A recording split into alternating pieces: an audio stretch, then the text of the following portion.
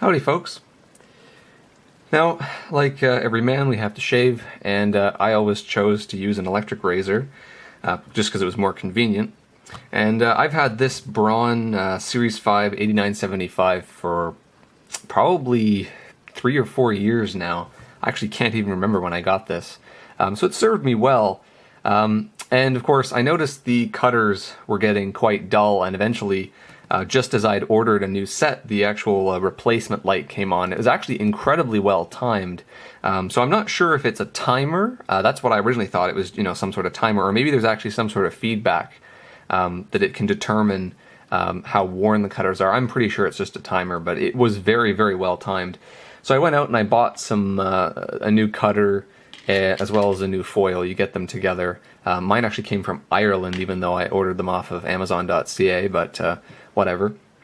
Put those in, and it cuts okay, but it really doesn't have as much power as it used to.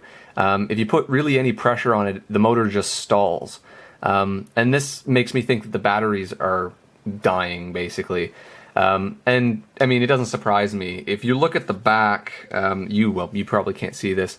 It's very, very faded, but it actually says nickel metal hydride on here. So there's obviously nickel metal hydride cells, and they're probably at that point where the battery gauge is still going to 100%, and it's still maintaining capacity. At least the computer thinks it is.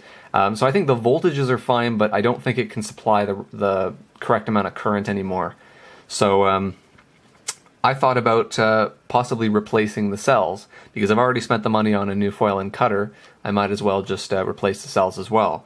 So those parts, of course, I had to order, but if these are just regular cells inside of here, then why would I go out and shell out however much they want for a battery pack, and I'll just build my own with my own cells, because I've got some nickel metal hydrides kicking around from a while ago. So I wanted to open it, and it's not very obvious as to how to open this. You take this off and you see screws here, but I didn't really want to take those off because that just looks like the head.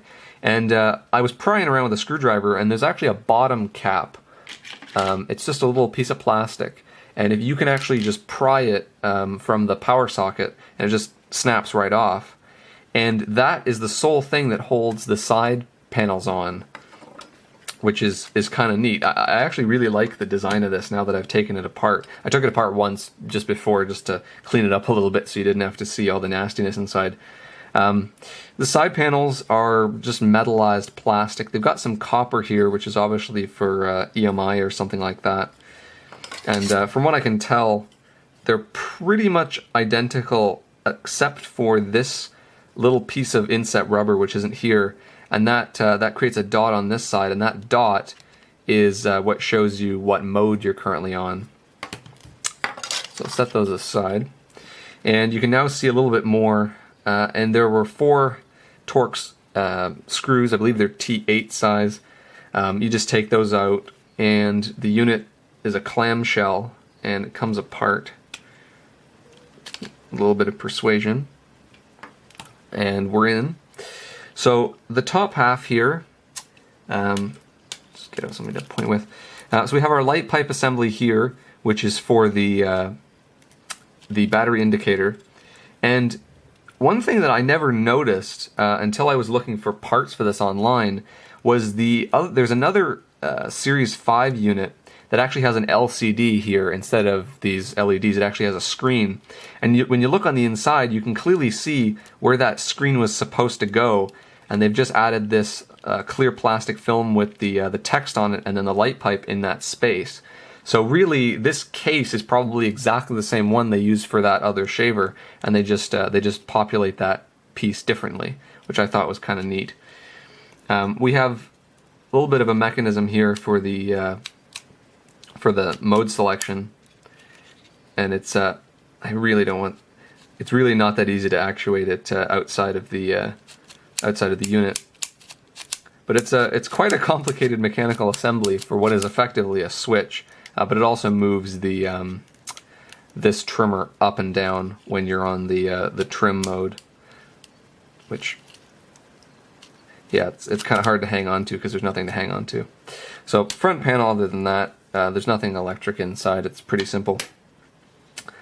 And this, I really do like the design of this thing. There's still hair coming out of it.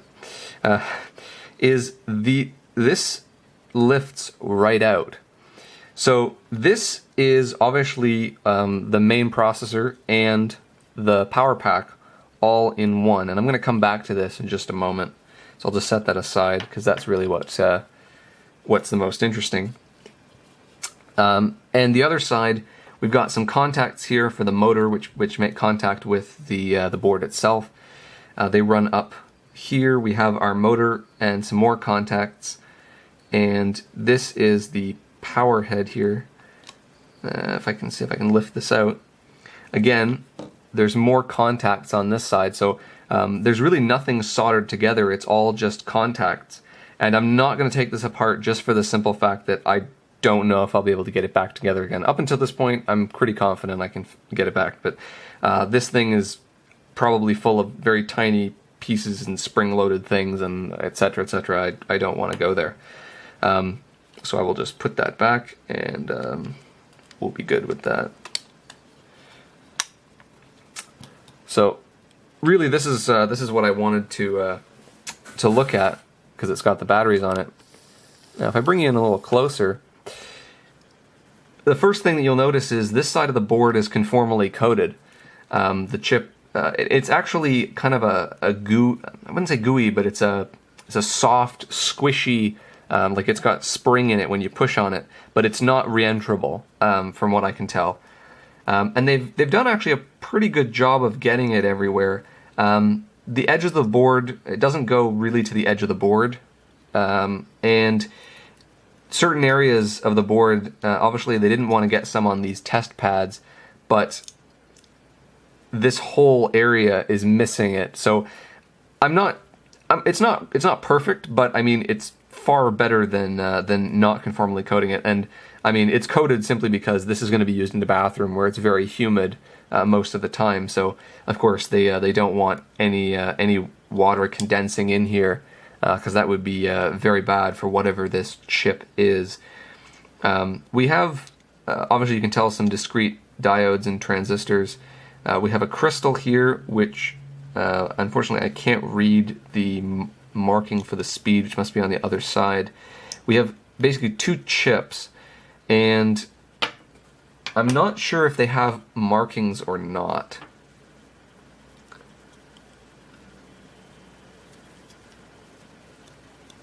This is the first time I'm really looking. I looked before and I couldn't see anything.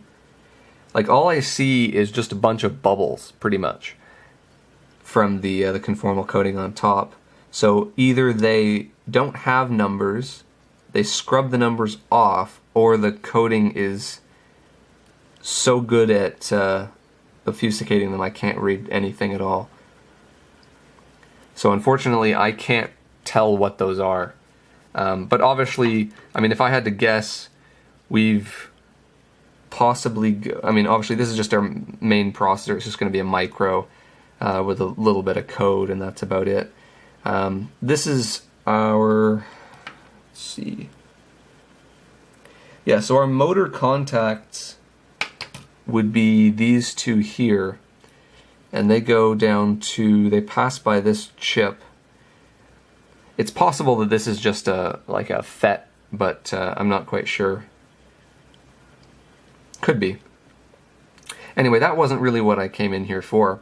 On the other side, we've got a cap, some coils, and the contacts, which are actually coated in a some sort of a lubricant, some sort of like an oily gel, and that's obviously to prevent corrosion on these contacts in a wet environment, which is quite nice to see. It's a detail you really don't see very often. We've got the contact terminal for that proprietary Braun power cable here, and then we've got two green cells, which are most certainly nickel metal hydride, assuming that the regulatory marking on the back was correct. So I don't know what capacity these are. I can see some very faint numbering here. 02Z07007I30308. It doesn't really matter, to be honest. So anyway, I looked in my drawer of batteries, which is actually not very big anymore. I don't have that many things that use batteries anymore. And I found two of these. These are some sort of digital camera battery I probably got with a camera a while back. Fujifilm, 2500 milliamp hours, nickel metal hydride. They've pretty much gotten no use. So I thought, well, can we use these? Yes. They are exactly the same size with of course they've got the addition of the little button end on it, but that shouldn't matter. They've solder tabbed or spot welded tabs onto both ends. So if I were to stick this in, I would basically just have to solder directly to the battery on that side, and to be honest, I'm not really concerned about that. Not like I'm going to use these batteries for anything else. So I will try and break these welds and solder these on, and I'll come back. So I've just removed the old cells. These welds were pretty strong, so I ended up having to shear the tabs off just under the tack weld. These cells are made by Sanyo, which is not really that much of a surprise. There's no capacity given on them, other than the fact that they are actually nickel metal hydride. So that's really the only number that I've got, and if anyone wants to decode what cells and what their actual capacity originally was, go right ahead. So I've just marked, they were glued on the board with this tacked, it's basically a piece of foam, and they've soaked it in something, and but of course some slow gentle prying, it comes off. I've marked the positives here so that I can make sure that I align the cells correctly, and they fit down in there just perfectly. So once the soldering iron heats up, I will solder those tabs on, and we should be good to go. So I just finished soldering the new cells on, and of course soldering battery terminals is never a pretty sight, but they all took pretty well, and the cells are now connected. So I will put it back in, and we can fire it up and see what happens. So with it back together, initially it didn't do anything, and wonderful, I'm bleeding. This is what happens when you work with razors. Anyway, I plugged it back in and nothing happened, and of course I thought, well, these batteries have been sitting in a drawer for a couple years, so I plugged it in and immediately started charging, no problems. And you can see now it's got a little bit of power in it, but it's pretty much done. So these cells are just fully discharged, so I'm going to finish reassembling it, plug it in, let it charge, and hopefully these batteries will be at least somewhat better than these. I mean, I know they're old batteries, but they haven't been used, whereas these are old and have been used. So anyway, that's pretty much where I think I'll leave it now. I may tack something onto the end of this, just to show you it fully working. But other than that, that's how I replace the batteries in my Braun Series 5. So hopefully that was helpful to someone. Thanks for watching.